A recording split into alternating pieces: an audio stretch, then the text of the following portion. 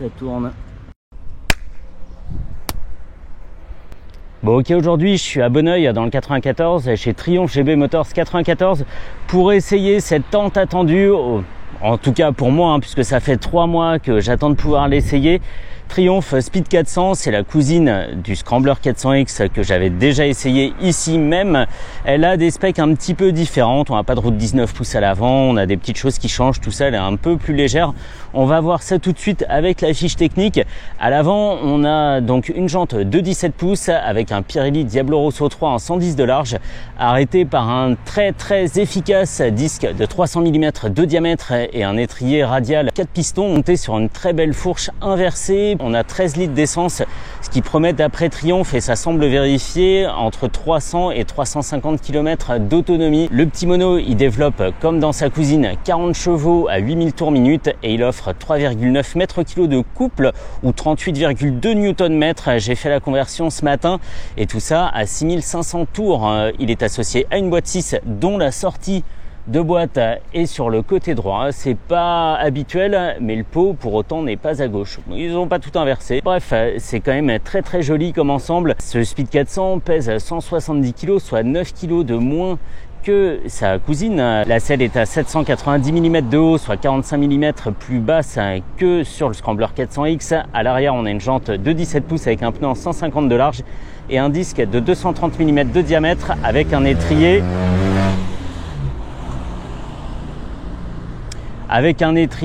deux pistons. Et pour l'avoir essayé, pour venir jusque là, il freine très bien, quasiment aussi bien que celui de devant. 790 mm, quand on fait 1m73, ça fait ça, on a les deux pieds par terre, le genou un peu plié, et quand on conduit, on est ramené naturellement dans cette échancrure du réservoir. Cette Speed 400, elle coûte 5695 €, soit 700 € de moins que la Scrambler 400X. Il y a un petit peu moins d'équipement, les gommes sont très bonnes, cela dit, on n'a pas fait une moto au rabais, les pièces sont de qualité, c'est ce qu'on trouve décidément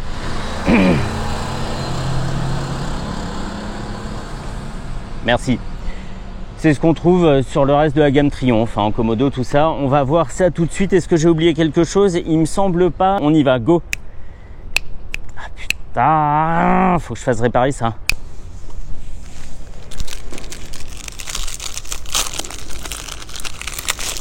Ça pète le bleu comme ça.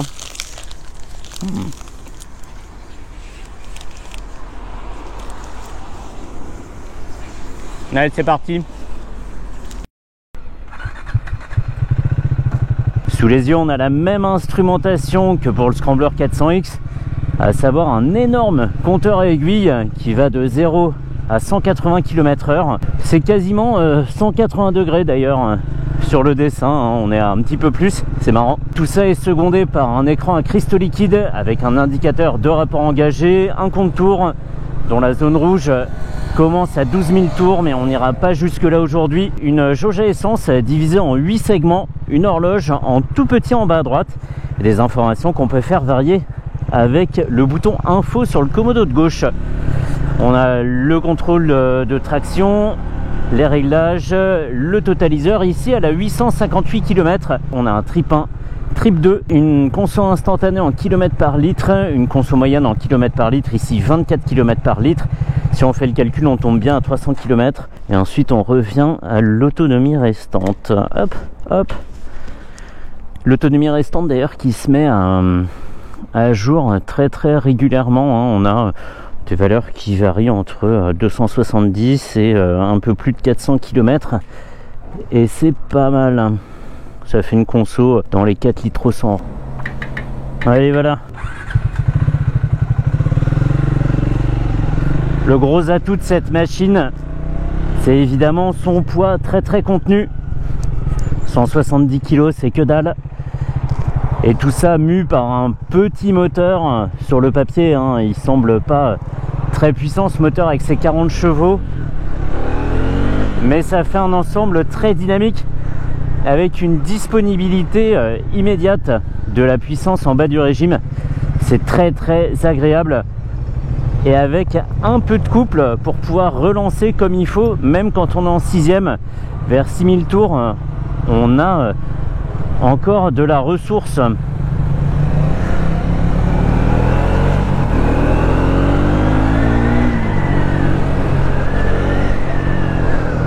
plus le véhicule est vif, plus la conduite est dégueu, hein, je tiens à le rappeler, selon un graphique qui s'affiche à l'écran.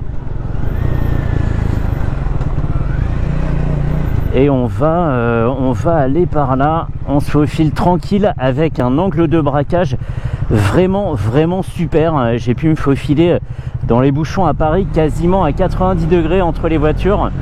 Le seul truc qui gêne, c'est les rétros en bout de guidon qui sont très jolis, hein, ils sont tout ronds et bien intégrés, il n'y a pas de souci. Par contre, en ville, ça impose d'y faire très attention. Sinon on va rayer à gauche, à droite et puis faire des mouvements involontaires du guidon au moindre contact. Et ça c'est vrai qu'on a une moto du coup qui se retrouve avec des épaules alors qu'en fait elle est assez étroite. Mais contrairement à d'autres machines, on a encore les pas de vis pour des rétros classiques. J'imagine que c'est ça hein, dessous. Je vais pas les enlever parce que je vais les perdre, ils vont jamais vouloir se remettre ces petits bouchons, mais je pense que c'est le cas. Donc on peut tout à fait équiper la machine d'autres rétros de la gamme Triumph ou en aftermarket chez les accessoiristes, ça c'est possible.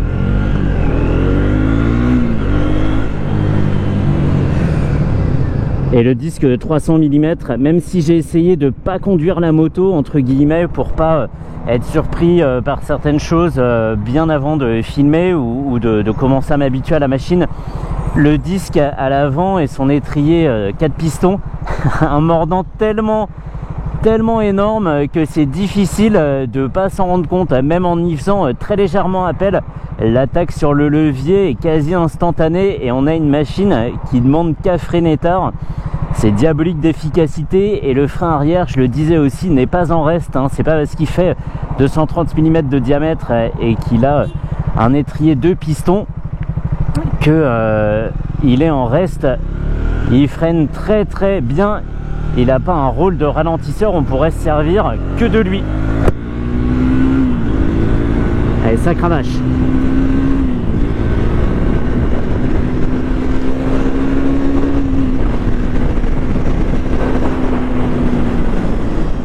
Et on freine et la vitesse chute de façon drastique. Et la ligne, même si ici c'est une ligne d'origine, rappelle un petit peu certains échappements Zard qu'on pouvait monter sur certaines Triumph il n'y a pas si longtemps, avec un petit bruit très sympa qui masque bien le bruit du mono.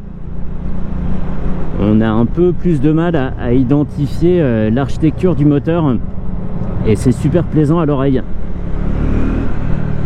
On est très en avant hein, naturellement sur cette moto, à la fois sur la selle, on vient naturellement en bout de selle, collé sur le réservoir, quasiment à cheval sur lui.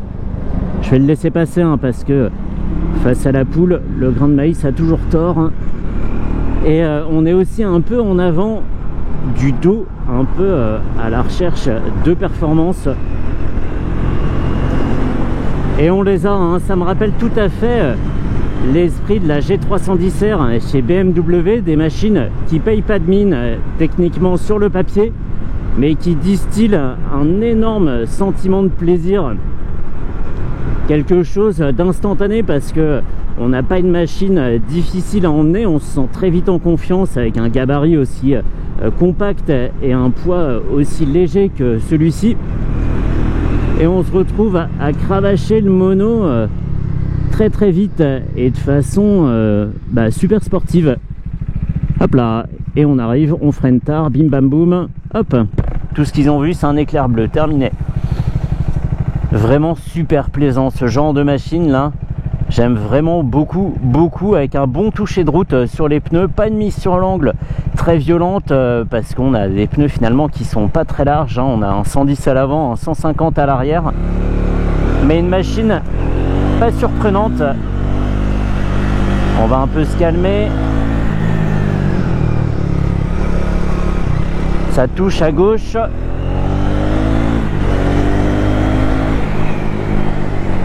C'est du sport, c'est du sport. Et la machine, on peut la laisser un petit peu évoluer comme elle veut entre les jambes. On peut la laisser se promener comme ça, serpenter sous le conducteur tranquillement. Et on en tire vraiment beaucoup de plaisir de cette machine. sans toutefois aller trop vite. On va vite, mais pas toujours trop vite. Et c'est ça qui est sympa, c'est que même ici à un rythme tout à fait légal, hein, c'est limité à 50 et je suis à un petit peu plus de 45, on peut se faire une petite reprise sans devenir hors la loi et que ça soit sympa. Je conduis très très mal, mais je veux voir sur des petits kickdowns comme ça si ça donne satisfaction, et c'est le cas. Super agréable en tout cas, hein. Et quand on regarde tout le décor comme ça, je le disais, hein, les Komodo c'est les mêmes que sur d'autres véhicules de la gamme Triumph. On n'a pas fait une moto au rabais, on n'a pas fait des économies de bout de chandelle pour proposer cette machine à moins de 6 000 €. Quand on regarde, on retrouve des éléments qu'on voit sur d'autres machines bien plus chères. On sait qu'on est chez Triumph, il y a le petit logo ici sur le bouchon d'essence gravé au laser, la belle peinture métallisée, quelque chose qui respire la qualité et la finition vraiment est tout à fait digne de la marque. On regardera pas ça avec dédain en disant ah oui ouais la Speed 400, la Triumph du pauvre là, bah pas du tout, et ça permet de mettre un pied dans l'univers Triumph à moindre coût mais avec des prestations assurées. Ça repart. Allez, ça se réveille toujours entre 4 et 6 000 tours. Peu importe le rapport dans lequel on se trouve, c'est très agréable. Et là, je freine que de l'arrière et on a une moto super sereine. Ça donne le feeling d'un freinage au frein avant. C'est marrant, hein.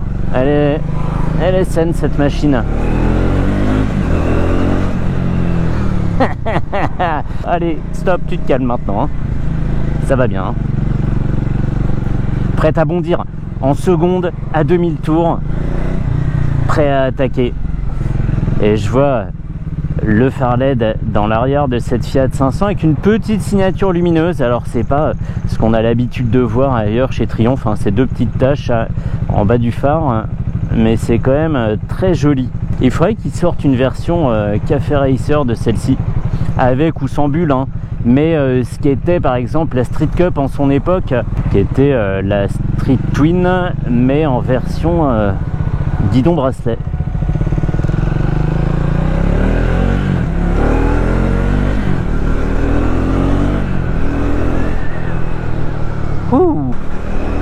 J'avais peur de m'y habituer en roulant comme ça un quart d'heure depuis ATS Paris-Bastille, parce que je ne l'ai pas emprunté à Bonneuil cette machine, je l'ai emprunté à Bastille, et merci à Frédéric pour le prêt de la moto.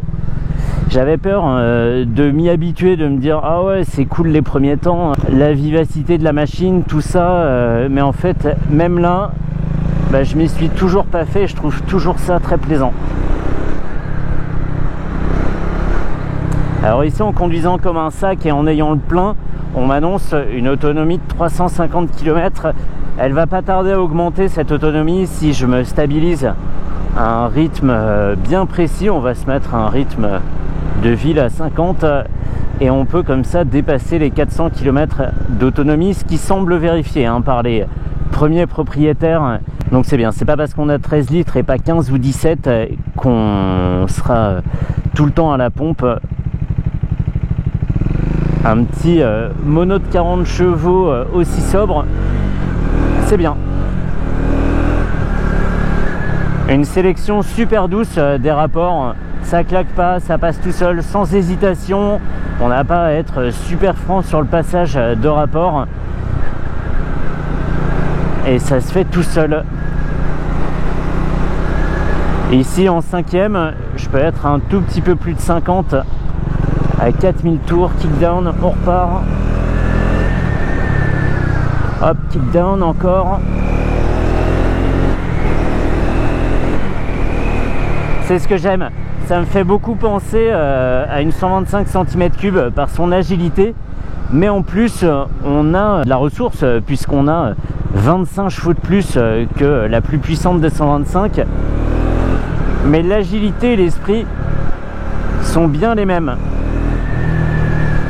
Petite machine très légère.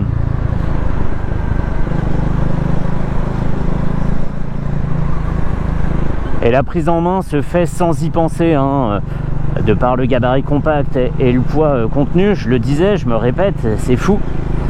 Mais aussi parce que tout tombe naturellement sous la main, on a une largeur du guidon assez conséquente. Ça offre une maîtrise vraiment accrue. Ça donne une machine qu'on a l'impression de connaître depuis longtemps. La selle est confortable, hein. Elle est assez large quand on manipule la moto avec les pieds, mais sans que ça soit gênant, sans que ça tranche l'intérieur de la cuisse. Et on a une surface pile comme il faut pour bien répartir son poids dessus. On s'enfonce pas mal dedans. Allez.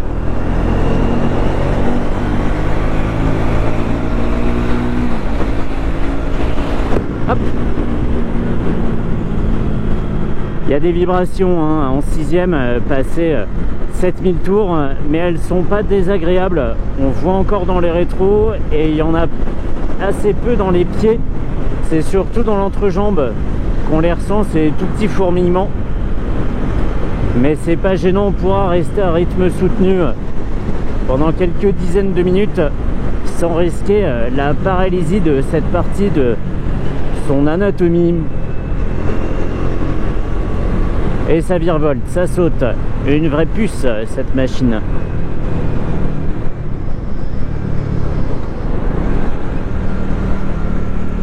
On est en 4ème et on va demander au Diablo Rosso 3 de se mettre sur l'angle, s'il vous plaît. Merci, très bien. Allez, on n'a plus qu'à attendre.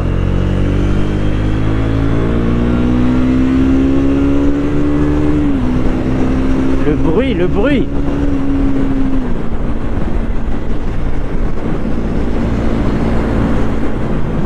Ah, ce bruit quand on est au-delà de 8000 tours, là, hyper sympa. Un bruit qui devient un petit peu plus aigu, un petit peu plus sec, mais qui reste noble.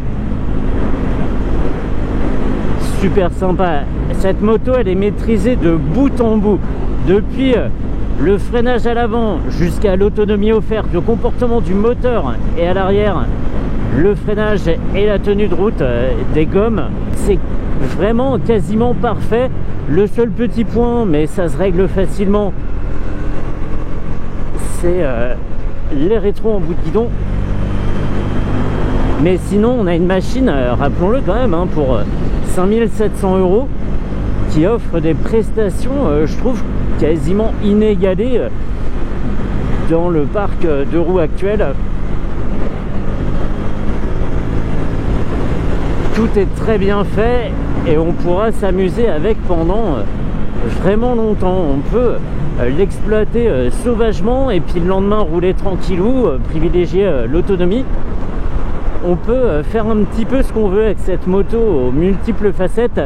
Et je trouve la Speed 400 plus pertinente pour ça, pour bien exploiter le moteur, juste à cause des gommes et des deux roues de 17 pouces et pas 19 à l'avant, et il me semble que c'est Carwo Street sur le Scrambler X. Je trouve que celle-ci, on s'amuse encore plus. On va pouvoir en rester là. Je vais aller rendre sa moto à Frédéric à Bastille. Ça aurait été un plaisir de rouler avec cette Speed 400. L'attente en valait clairement la peine. Très content.